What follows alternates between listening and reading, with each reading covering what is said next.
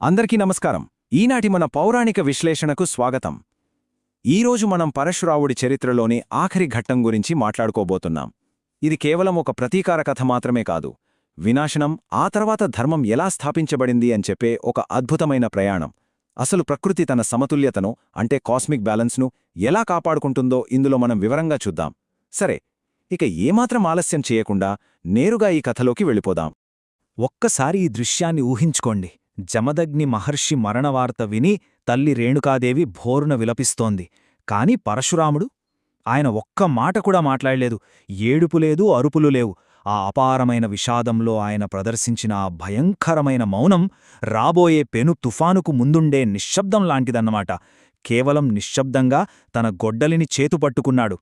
ఇక మన మొదటి భాగం ప్రతీకారం, ఆ తరువాత జరిగిన మహావినాశనం.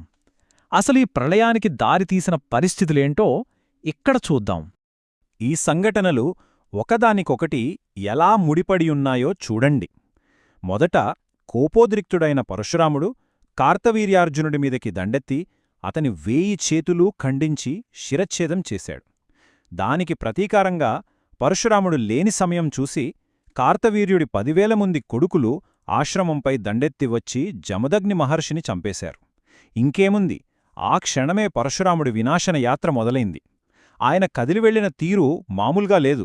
ఆమడ దూరానికి అడుగు వేస్తూ అంతటి వేగంగా వెళ్లాడు. ఆ విధ్వంసం తీవ్రత ఎంతలా ఉందంటే అది మాహిష్మతిపురం రాజధానికే పరిమితం కాలేదు.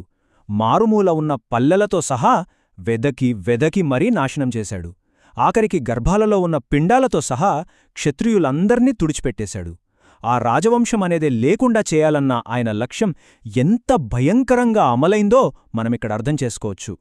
రెండవ భాగం కశ్యపునికి దానం మరియు నిష్క్రమణ.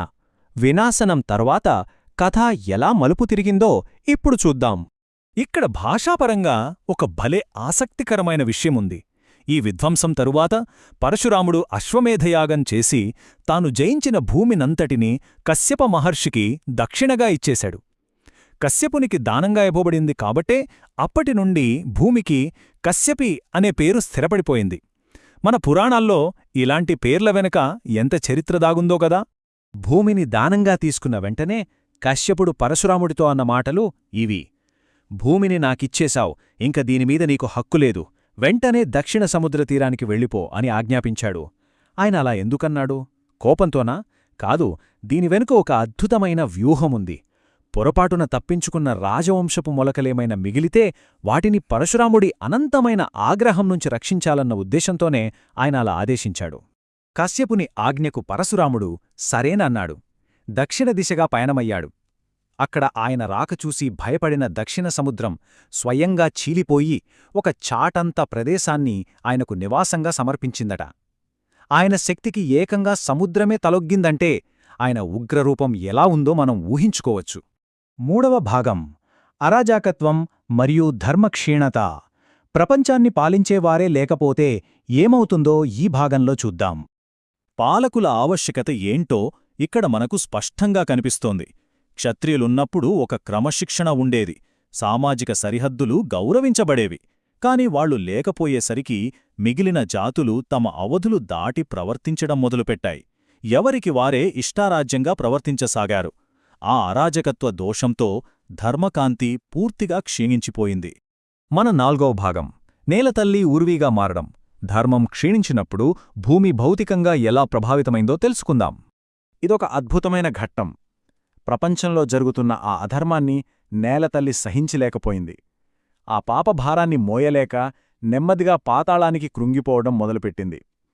అప్పుడు కశ్యప మహర్షి తన ఉరువు అంటే తొడను ఆధారంగా చేసి ఆ భూమిని పడిపోకుండా పైకి ఎత్తి నిలబెట్టాడు. అలా ఉరువులతో ఎత్తబడినందుకే భూమికి అప్పటినుండి ఉరువి అనే పేరు వచ్చింది. నిజంగా ఈ పదాల వెనుకున్న అర్థాలు మనల్ని ఆశ్చర్యపరుస్తాయి కదా. ఇక మన చివరి భాగం ధర్మ పునరుద్ధరణ. దెబ్బతిన్న ఆ విశ్వసంతులనం మళ్లీ ఎలా సెట్ అయ్యిందో చూద్దాం. ఇక్కడే అసలు రహస్యం బయటపడుతుంది. భూదేవి స్వయంగా కశ్యపునితో ఏమందంటే, మహాత్మా, ఆనాడు పరశురాముని బారినుంచి కొందరు ఉత్తమజాతి క్షత్రియ కుమారులను రక్షించి నాలో దాచుకున్నాను. దయచేసి వాళ్లందర్నీ పిలిపించి నాకు అధిపతుల్ని చేయండి. అప్పుడు నేను సుఖంగా స్థిరంగా ఉంటాను అని కోరింది. చూశారా, ప్రకృతికి తనను తాను రక్షించుకోవడం తెలుసు అని ఇక్కడ నిరూపితమైంది. భూదేవి కోరిక మేరకు కశ్యప మహర్షి దాగి ఉన్న ఆ రాజకుమారులందర్నీ పిలిపించాడు. ఆమె చెప్పినట్లే వారిని తిరిగి రాజులుగా అభిషిక్తుల్ని చేశాడు. దానితో అరాజకత్వం అంతమైంది, సామాజిక సరిహద్దులు మళ్లీ ఏర్పడ్డాయి, ధర్మం పునరుద్ధరించబడింది. ఆ క్షణంలో నేలతల్లి ఎంతో సంతోషించింది. వినాశనం తర్వాత మళ్లీ కొత్త సృష్టి ఎలా చిగురుస్తుందో ఈ ఘట్టం మనకు తెలియజేస్తుంది.